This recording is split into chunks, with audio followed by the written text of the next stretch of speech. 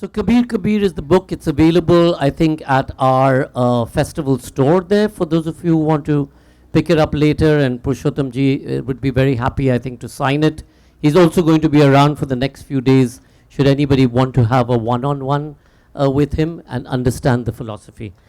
Purushottam ji, I'm going to start with this particular textile that I'm wearing, which is from Anjora.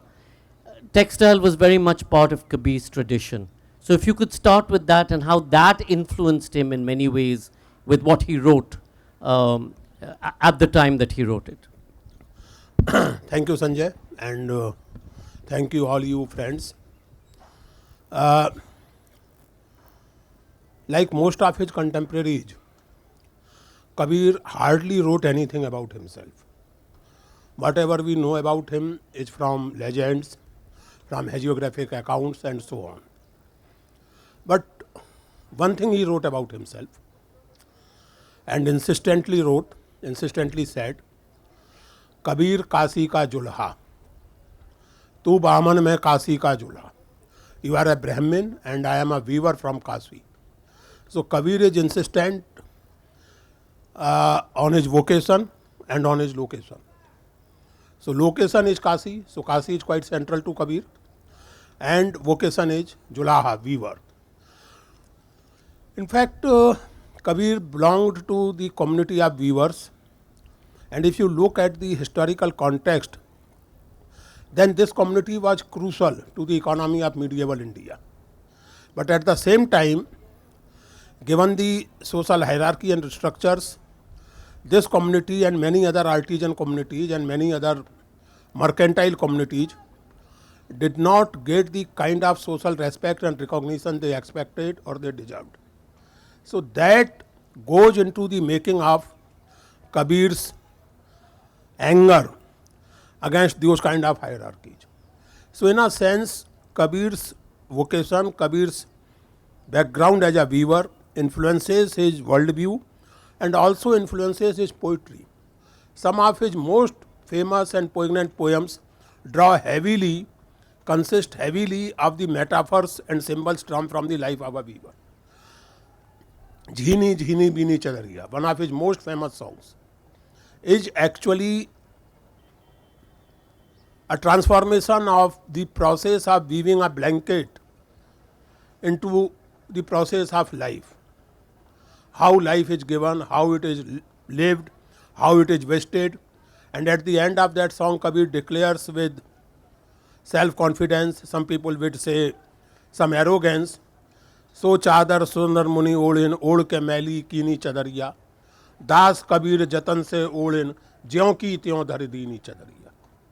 This blanket of life was dirtied by everyone, gods, human beings, sages, scholars, but I, Kabir, used this chadar, this blanket, with care and handed it over as it was to the Creator. So, weaving is invariable part of Kabir's imagination and Kabir's social position. Not very far away from here, Kabir began his journey, a spiritual journey in the way that we see it. How many of you walked past where Kabir... Yeah. So can you tell us a little bit about that for those who haven't walked past? Srimat. Just there you can see this Srimat. It is supposed to be the seat of Ramanand.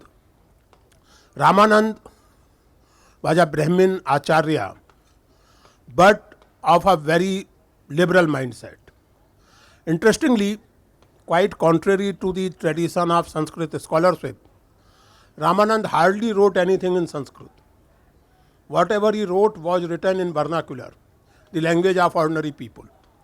And in his writing, he also is quite explicitly critical of many practices, many superstitions. But at the same time, as it happens, he was a devotee of Ram. So the legend goes, the story goes, and it is very important here. Kabir decided that I have to make him my guru. So Kabir took the decision. It was not the other way around. Ramanand did not choose him as a student. Kabir decided that I will study with only this professor. I'll seek admission to the university where this professor is teaching, wherever it could be. In contemporary parlance, we can put it like this. So he decided that I'll go to Ramanand. Before that, Kabir had already practiced with tantrics, with Buddhists, Nathpanthis and all that. But he thought that Ramanand is the right person. So he went and lied down on steps. Ramanand came from there and his feet touched Kabir. So he uttered in shock, Ram, Ram, Ram. As it happens, what happened? Ram, Ram, Ram. And then Kabir got up and went away and started declaring himself as a disciple of Ramanand.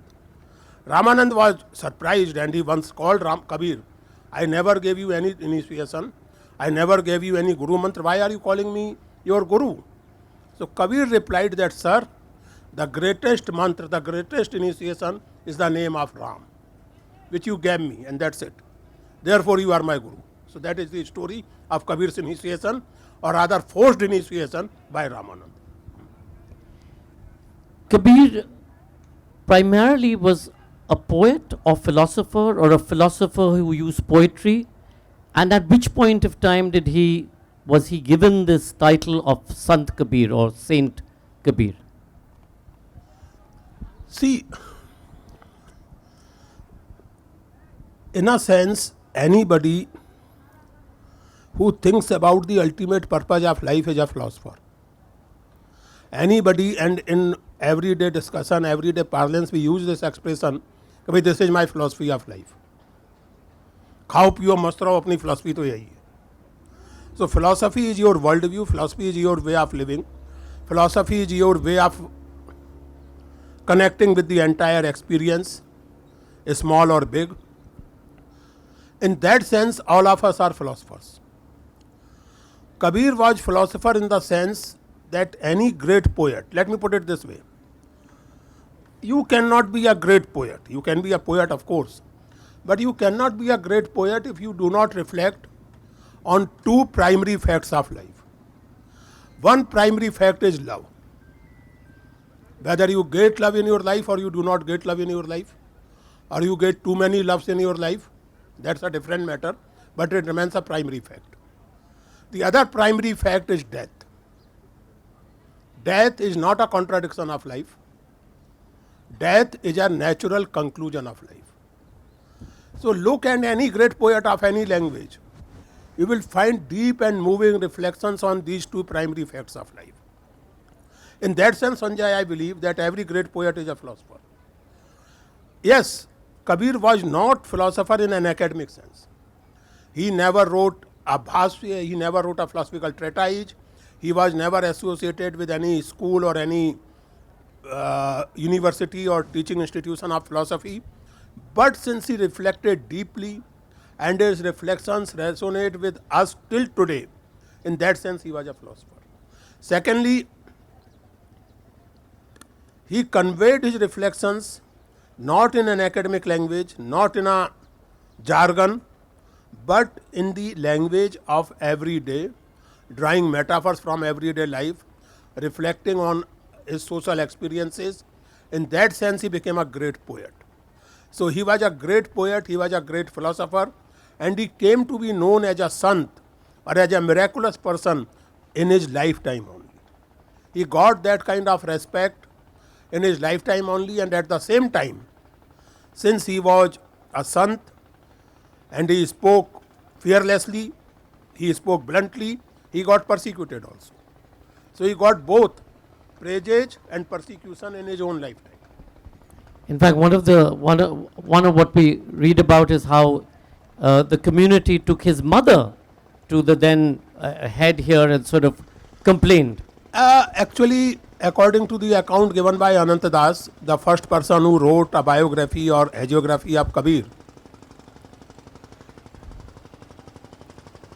Sikandar Lodi was visiting Banaras, and the leaders of both Hindu and Muslim communities decided to make some complaint to Sikandar Lodi about waywardness of Kabir.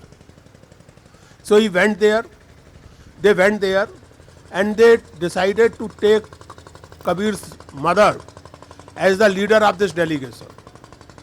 I don't know why she joined. She joined maybe because she was also quite upset with the activities of her son, because they were a family of Muslims and this person was doing Ram Nam throughout the day, was putting on Vaishnava attires and was behaving in a strange ways, was condemning the ritual of sacrifice, which is so integral a part of Islamic practice. So her mother might have thought that maybe the king will put some sense in his mind. So she joined the delegation. They went to the king and Kabir spoke to king, answered his questions and naturally irritated the king also because of his bluntness. He irritated the king, also got very angry with him. And he decided, okay, this man should be punished, this man should be taught a lesson. So he was ordered to be burnt alive. He was ordered to be drowned in Gangaji. He was ordered to be crushed by an elephant.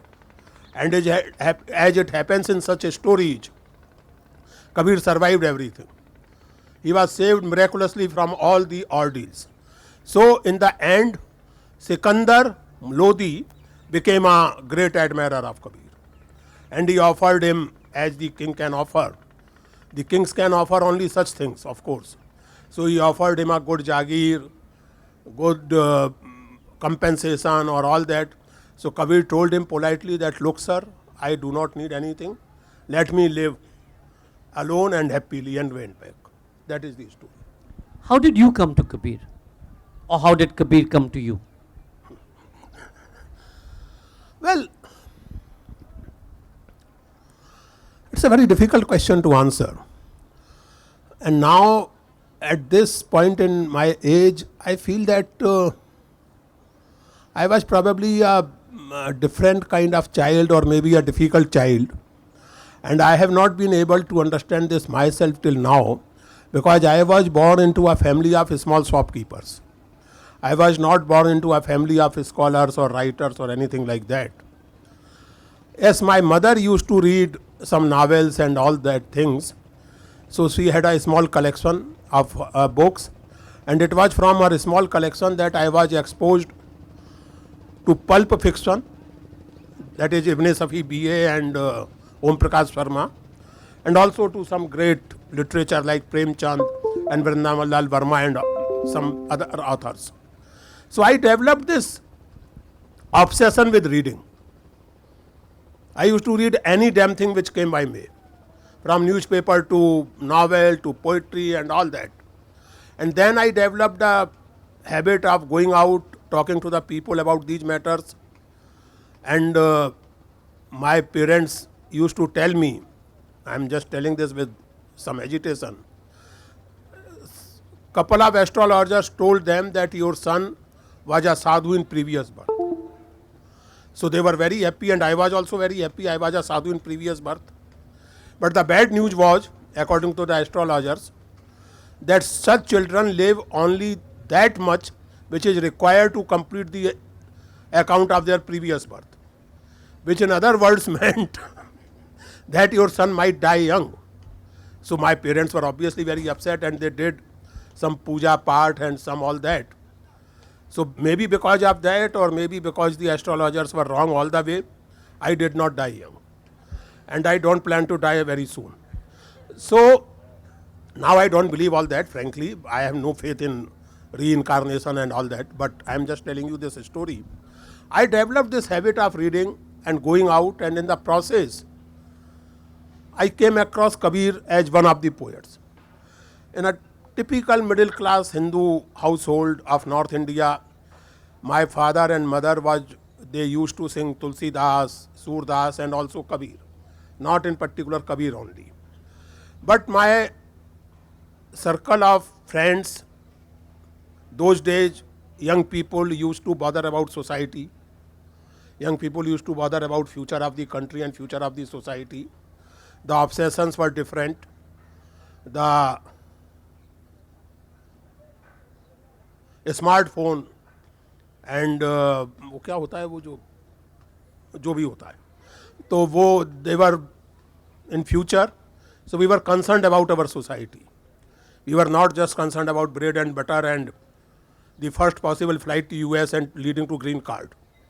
So we were concerned about India, we were concerned about world as a whole, and we were trying to understand things. So we used to read Premchand, we used to read Tagore, and in the process I came to read Kabir as a poet. Then my family had a connection with one of the mutts of this Ramanandi lineage in Gwalior. So there also I came to know about Kabir and Kabir Panthi sadhus. And somehow when I came to Delhi in 1977, till then I had made my mind clear that I will be exploring this poet in some detail. So that is how I started working on Kabir academically. As an activist also, I came to make good friendships with many Kabir Panthis, came to anger many Kabir Panthis because of my assessment. So that is how it happened, and now Kabir is with me, and I don't know whether I have reached Kabir or not, but Kabir of course is part of my life now. So this is it. Purushottam ji, one of the most exciting things for us, at least in the Kabira Festival, Mahindra Kabira Festival, is really discovering all of these young people who've been creating this wonderful music. In our time, of course, Kumar Gandharv is how we accessed it. And I remember university in 1979, the first time I heard Kabir or engaged with Kabir was through a concert of Kumar Gandharv.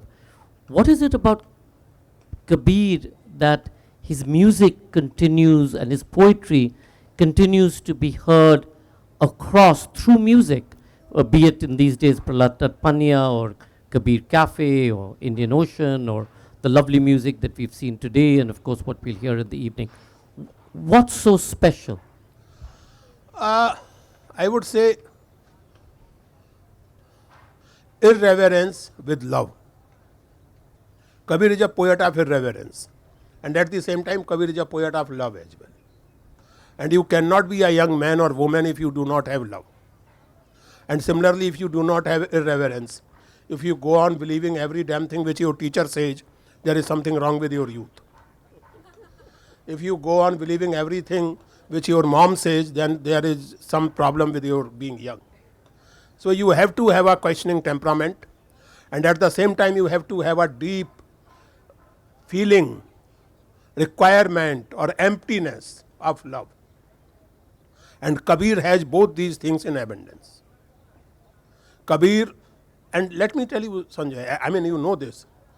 Kabir has become very popular because these qualities, and also because he was popular and respected in tradition. It's not as if we the moderns have discovered Kabir. Kabir was Kabir even before the English speaking elite started taking interest in Kabir. Outside our circle, outside our crowd, Kabir has been superstar all the times.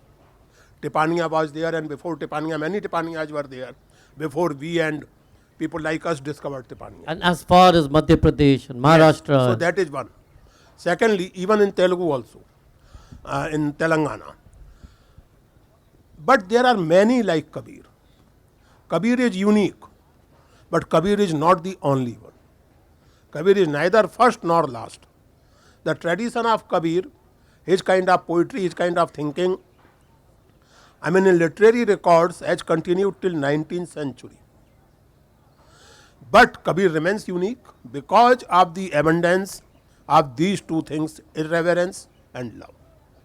And therefore, Kabir is popular amongst youth, and it will remain popular amongst youth because youth can relate and connect with these things. I mean, just imagine. My daughter once took me to this place in Gurgaon called Cyber Hub. She works with an advertising agency, and she took me to that Cyber Hub place in near Gurgaon. I mean, everybody was just singing, dancing, taking lot of, somras and enjoying everything. So I asked her, and she told me that, look, Papa, we and these people, all of us, are made to work like khachars, like mules, 5 days a week. And this is true. She leaves for office at 9 o'clock. Theoretically, the office ends at 6, but she is never back before 9. And even after that, courtesy post-COVID developments, you have this monster called work from home. So she told me that we have only these weekend days in which we want to forget everything. This is our way of being with ourselves. Now, if you are reduced to such kind of automaton, where you can be with yourself only when you are intoxicated, when you can be with yourself only when you are eating all kind of junk food, there is something seriously problem with this civilization. And Kabir and people like him provide at least a potential, a possibility of antidote to this civilization. Therefore, any young person, any young man or woman, once exposed to Kabir through music or through reading, kind of develops a deep liking for it. You were talking about this whole thing about music and cyber up. Kabir himself went to a palace and sort of disappeared into that palace for some months, indulging in exactly what you're talking about. See, Kabir or any such person, in all traditions, not only in Hindu or Indian traditions, we must understand one thing. Legends are a kind of code. They need to be decodified. Legends are not to be read literally or realistically. And the traditions do not do that. They do it sensibly. For example, to give you a very popular example, in Hindu mythology it is believed that Hanumanji jumped across the sea in one go in order to reach Lanka and to get some intelligence about Sita ji. But Ram had to build a bridge. So the tradition and legend and mythology understand both the aspects of the story. One person could jump across the sea, the Bhakt, but Bhagwan himself, the deity himself, had to build a bridge. He did not jump. He could have done it. Or he could have killed Ravan just like thinking like that, but he did not. Similarly, about this Kabir and all such legends, there is a message. When you are told that Jesus fed multitude of people with 2 fish and 5 loaves or vice versa, no sensible Christian is going to believe it literally. I am not a Christian, but I am sensible, and therefore I do not believe it literally. Debatable. But I try to understand the meaning of the legend. That Jesus is here not only to give you satisfaction in the afterlife, but in this life also. He will take care of your welfare in this life also. So come to Jesus. That is the message of the story. Similarly, this Kabir disappearing in a Maya Mahal or whatever, basically the message of the story is simple, that whatever Kabir is saying is not saying in abstraction, he is talking on the basis of hard experience. That's it. did Kabir himself propound his philosophy specifically, or is this the interpretation across the ages? As I told you, Kabir was not an academic philosopher. So Kabir did not propound or did not preach any philosophy as such. He composed poems. To my mind, he was primarily a poet. The title of my book is Poet Philosopher, not Philosopher Poet. He was primarily a poet, and as a poet he had a certain worldview underlying his poetic sensibility and his reflections. And on the basis of that, it's the later interpretations, the later scholars in India as well as outside who have tried to pinpoint some philosophical points. In this, one must understand one thing very clearly. And here, please allow me to be a bit academic. Though I know it's quite boring to be academic.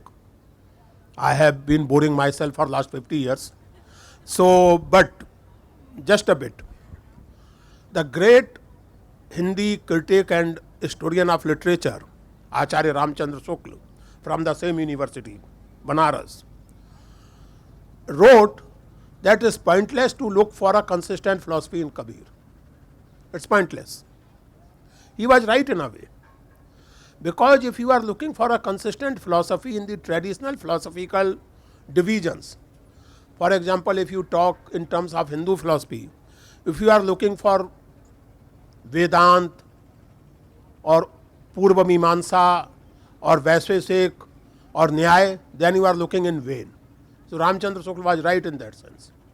But at the same time, it does not mean that Kabir had no philosophical insights. Kabir is one among those, and that's why he is so important in history of philosophy, culture and literature. He in his poetry is proposing a paradigm shift. You cannot understand his philosophy with reference to given paradigms of philosophy. You can find elements of Vedanta, you can find elements of Buddhism, you can find elements of Tantra, you can find elements of course, Islam. Lot of Islam in Kabir's philosophy, lot of Islam. But, as let me put it this way. He takes words from many dictionaries. He consults many dictionaries, but composes his own sentence. He takes elements from many philosophies, but composes his own sentence. I have been speaking here for some time, Sanjay has been talking to us, and in fact, we all have been speaking for years. पैदा होते ही बोलने लगते हैं हम लोग. So we all have been speaking for years. Have we invented any new word? We all borrow words from dictionaries, from the storage, cultural storage of our forefathers, our ancestors, but we compose our own sentences. So when you read a poet, Kabir or for that matter any poet, why should we try to reduce him to a particular school of philosophy?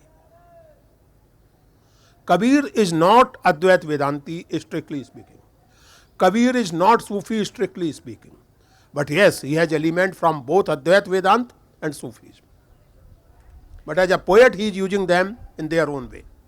You talked about Kabir, or you talked about inventing words, but Kabir's bhasha, Mukta bhasha, in many ways seemed to be nonsensical. Can you tell us a little bit about that? Not all poems are seen as nonsensical, and the poems which are seen as nonsensical are technically called ulat masij, upside down. So the regular expression of language is, put upside down in those poems, and Kabir was not an inventor of that kind of language. It was given to him by tradition. The tantrics and yogis used to use this kind of language upside down, and Kabir used this in his own way. So for example, in upside down language, so let me read this upside down poem in Hindi first. फील मंदलिया बैल रबाबी कौआ ताल बजावे, पहर चोलना गधा नाचे भैंसा निरत करावे, सिंह बैठा पान कतरे घूस गिलौरा लावे, उदरी बपरी मंगल गावे कछुए का आनंद सुनावे. Now the poem is about some celebration in which the bull is playing mridang with confidence. Have you seen mridang? And have you seen a bull? So bull playing the mridang. And an ox is playing rabab. So just imagine poor rabab in the hand of an ox. And ass is dancing. And the choreographer is a buffalo. And those who think they are great and they are very brave and they are very prominent, who think themselves nothing less than lions, are serving beetle leaves. Beetle lives in a party. And a rodent is assisting them. And the poor sui mouse, chuya, udri bapuri, bechari chuya, the poor sui mouse has no choice but to join this unsettling celebration. Now this can be interpreted, and it has been interpreted as some expression of some mysterious experience, some spiritual experience. The power of great poetry lies in the fact, my dear friends, that it can be read in many ways. The ambiguity is the power of a good poem. So this poem can be read as an expression of a spiritual, mystic experience, and this poem, to my mind, can be read as almost as a newspaper report of contemporary India. This is it. We'll go into contemporary India in a second because he has a whole treatise on that. Kabir's, the Doha of Kabir's was sort of first assimilated in any major way in the Guru Granth Sahib? Actually, Kabir according to general consensus amongst historians, he passed away in 1518 Common Era. And the first written collection of Kabir was prepared in 80s, in 70s of 16th century in Punjab, some place called Goyandwal. And the Goyandwal pothis were used for preparing the Adi Granth that was completed under the mentorship and editorship of Guru Arjan Dev in 1603. Before that, we also had a collection called Pad Surdas Ji Ka, which has 15 poems of Kabir, that is from Jaipur, that is 1582. So, yes, 1582, 1603, these are the oldest available collections of Kabir. That is true. And from the Guru Granth Sahib also the assimilation, some of it was then kicked out. Sorry? Some of the poems were taken out of the Guru Yeah, Granth. because Guru Granth Sahib, you see, Guru Granth Sahib was being prepared as an anthology with a certain ideological purpose. So Kabir, in fact, it has divisions, Bhagat and Guruj. So Kabir is one of the Bhagats. Guruj are, you know, the 10 Sikh Guruj. So the Bhagats which are included in Granth Sahib include Farid, Namdev, Raidas, Kabir and others. Dhanna, Pipa, all of them are included in Granth Sahib. The idea was to include the sayings of those Bhagats which are in tune with the ideology or worldview being developed by the Sikh Gurus themselves. So obviously in such a collection you will not include those things which do not suit your purpose. And therefore, Sanjay, it has created a lot of problem for Kabir scholars, because we do not have any collection which can be seen as contemporary of Kabir. Kabir did not write anything himself, of course, but we do not have any collection which could be seen as having been composed during his lifetime. So after that, Kabir has been communicated mainly through oral tradition.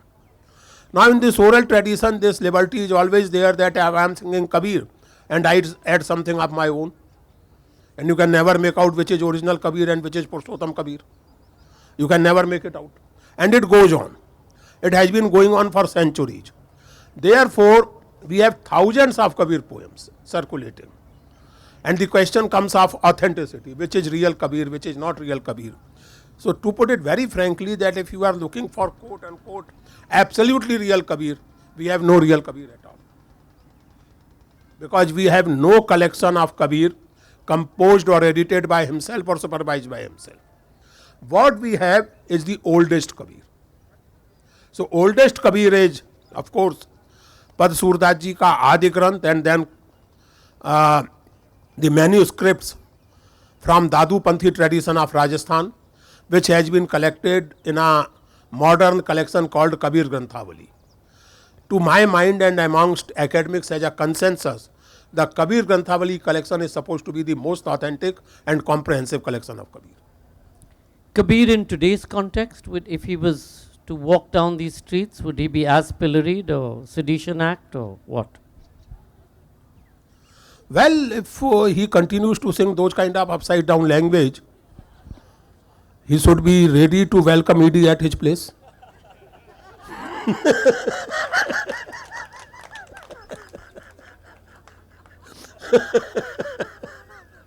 What is it with these, with great poets who are able to, in many ways, question the times that they are in, and that continues to be so relevant even today?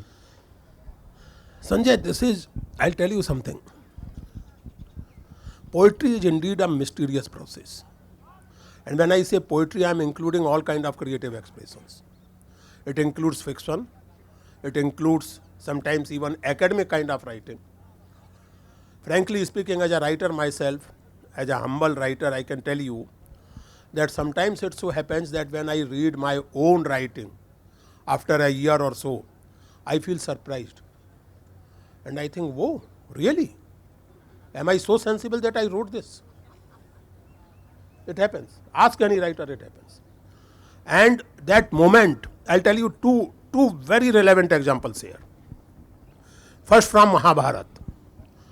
When the war has ended and Krishna is going back to Dwarka after having settled everything, So Arjun tells him that, look, sir, unfortunately, I have forgotten what you had told on the first day of war. That is Bhagavad Gita. Can you please repeat it for my benefit? Krishna gets furious and scolds Arjun like anything. You are an idiot. You should have remembered it. You forgot it. It's not done. But more importantly, that is Krishna in Mahabharata. I cannot reproduce that text myself now. It has gone now. I can tell you something again, but it will not exactly the same text, because it was at that moment that it came to me and I conveyed it to you, and that moment is gone. This is such a remarkable understanding of poetic moment coming from a text 2000 years old. That is Mahabharata. Then take a poet from 19th century, Ghalib. I mean, this is such a great couplet from Ghalib. आते हैं gap से मजामी ख्याल में, गालिब सरों से गालिब, एक minute, नवाइज, हाँ, गालिब शरीरे खामा नवाइज सरों से. The ideas which I put in my poetry come from the vacuum, come from the unknown to my mind. And the sound which my pen produces when I write is actually the voice of angels. Galib Sarire Khama Nawai Saru se. It is the angels who speak through my pen. It comes. So, a poet, if he want to continue to be a poet, then he has to listen to this Nawai Sarus, this voice of angels.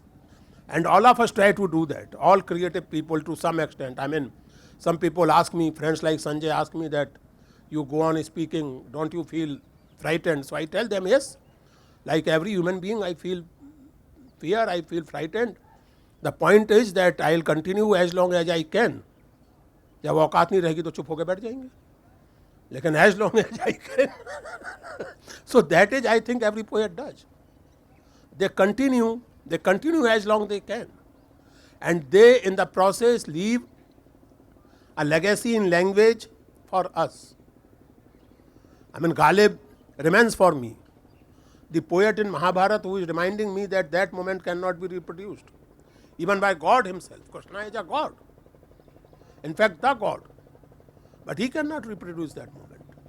So therefore, this act of poets is a mystery, and we can learn from it, we should learn from it, and let it remain a mystery. Everything should not be given over to AI to be resolved, and to be, some magic should be allowed to live. Or Google. I'm going to open it up in a second. Influence of the river on Kabir, Kabir on the river? Well, Kabir was drowned, as I told you, in Ganga, and Kabir recalls that moment that they drowned me in Ganga, but I came up sitting on a asan, taking my Ram's name. And again, not only on Kabir, but on everybody, in India at least. You see, in other cultures also, river again is not merely a water body. It also symbolizes a flow. Particularly this particular river, Ganga, it symbolizes a lot of things. It symbolizes ultimate holiness in Hindu tradition. So it makes appearances in Kabir's poetry, it influences his poetry, and certainly Ganga has been influenced by Kabir's poetry, because this city is a very unique city. You know, this takes pride in the fact that it did not really bother too much about Kabir. It did not really bother too much about Tulsidas. तो आपकी तो औकात ही क्या है? If you talk at Kashi वाले होंगे यहाँ, वो बैठे हैं एक दो, तो typical काशी वाला can tell you that, look, we know Kabir, we know Tulsidas, we know Pandit Raj Jagannath, and we put every one of them in their place. So, so yes. And you talked about Varanasi. Why is the Ganga in Varanasi so special? What makes it? The city? Because you know, Varanasi is not part of normal geography. It's not part of this earth. Don't you know that? Varanasi is situated on the very trident of Lord Mahadev. So it's out of this world, literally out of this world. That's why. That's why you come from Bengal. Many Bengalis come, and all people from all parts of the subcontinent, but particularly from Bengal. They came to, and there is an expression in Bangla, I believe Kasi was. You come in your last days to Kasi, so that you die here and go directly to the heaven. If you die in Kasi, then whatever you have been in your life, you will go to heaven. And Kabir has some interesting digs on this, that if that is true, then he will also go to heaven, or he will also go to heaven. So, but that is the belief system. That is how. But he people chose not to die in Varanasi. Yeah, that's true. He chose not to die in Varanasi, but at the same time, again, Sanjay, it's very interesting. This is a very good question you put. There is a poem, very famous poem by Kabir, in which he says that if dying in Kasi is the only way of reaching God, then what is the point in doing bhakti? And as the story goes, he leaves Kasi and goes and settles down in Maghar, which has quite a contrary reputation to Kasi. If you die in Kasi, you reach to heaven, and if you die in Maghar, you are reborn as a mule. So it is very bad to die in Maghar. Kabir, being Kabir, decides to die in Maghar and reaches Maghar, settles down there. This particular part of his poetry, or this particular part of his life, is often quoted with admiration by the modern admirers of Kabir. But then there is another poem which is even more important, which I would like to read out.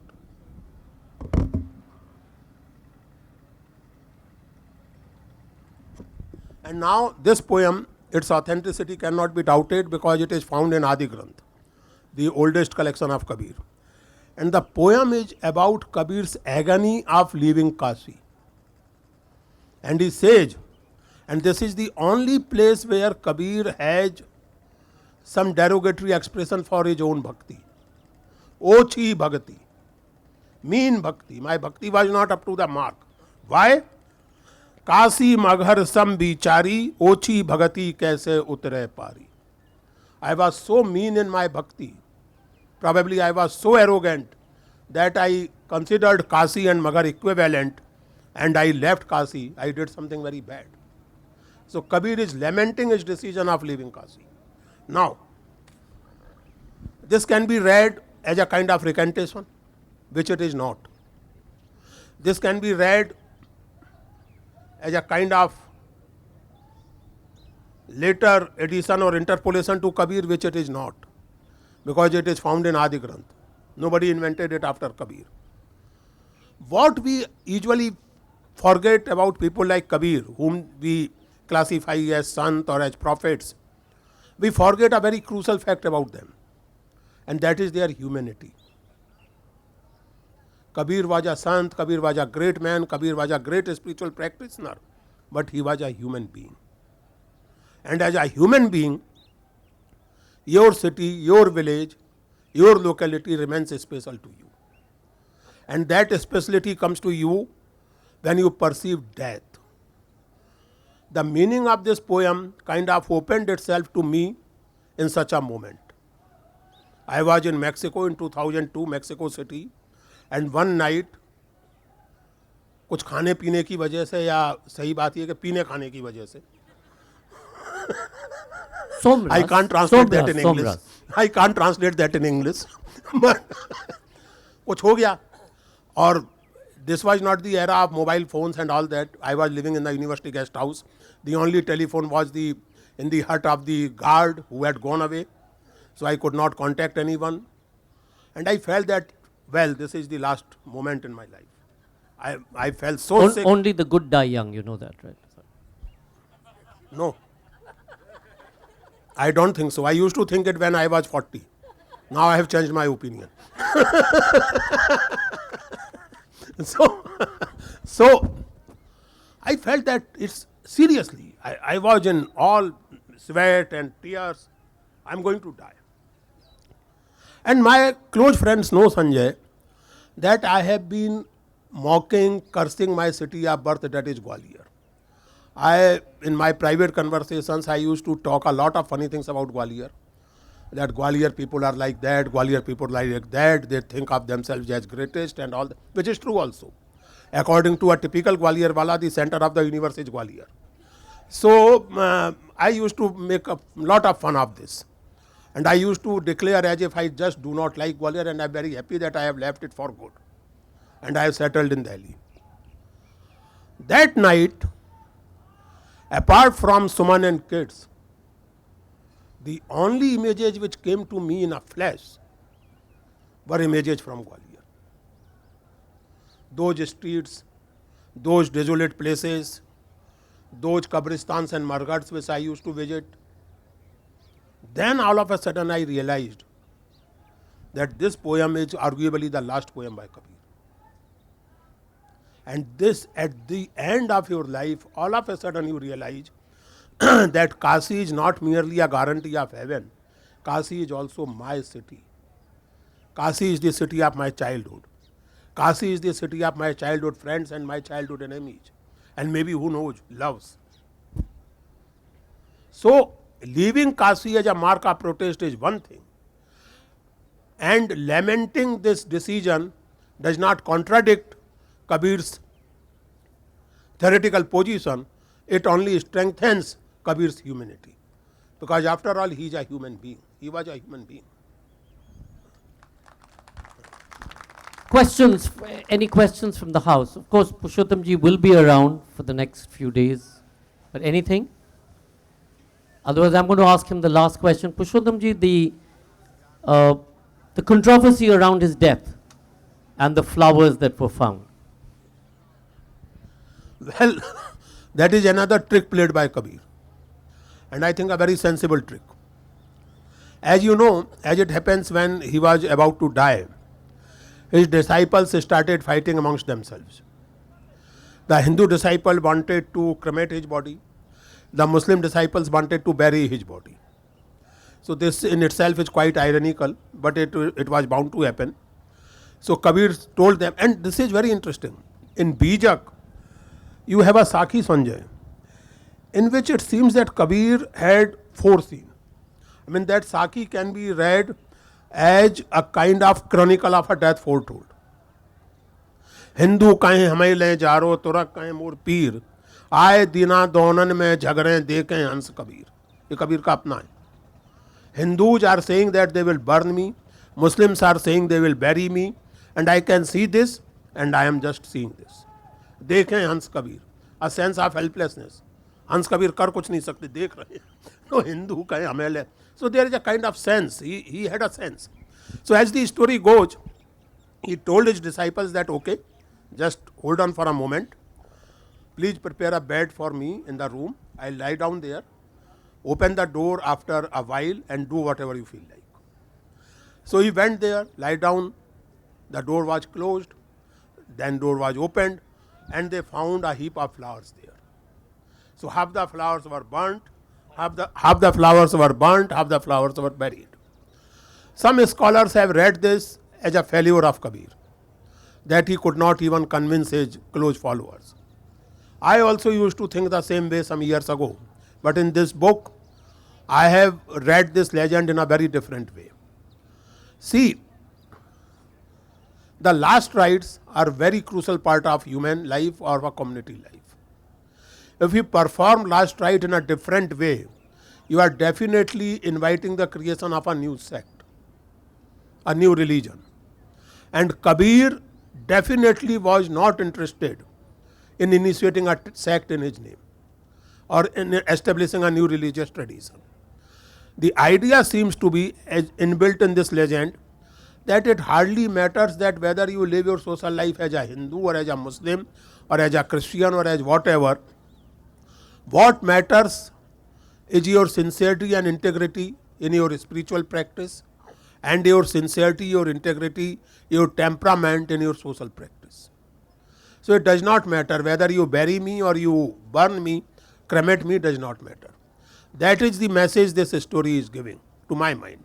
It's not a failure of Kabir, it's a foresight of Kabir, it's a kind of message to his followers and also to his admirers. Like us, we are not his followers, we are his admirers. So the message is that the important thing is the way you live, not the way you die not the way you do with your dead body. It hardly matters. The point is how you live.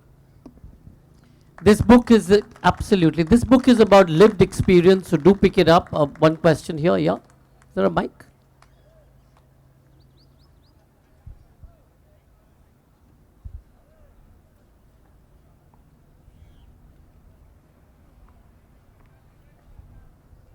Namaskaram. Who am I to ask a question without studying Kabir as much as you did? All I just wanted to say, I'm sure many people here are, I don't know what to say, awestruck by the clarity of your talk and answers to various questions that answered so many unsaid questions in our heads.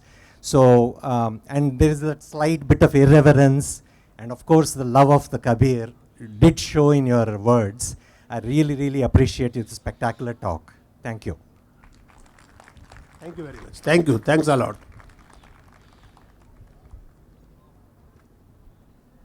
Ladies and gentlemen, Professor Purushottam Agarwal, thank you so much. The book Kabir Kabir is available.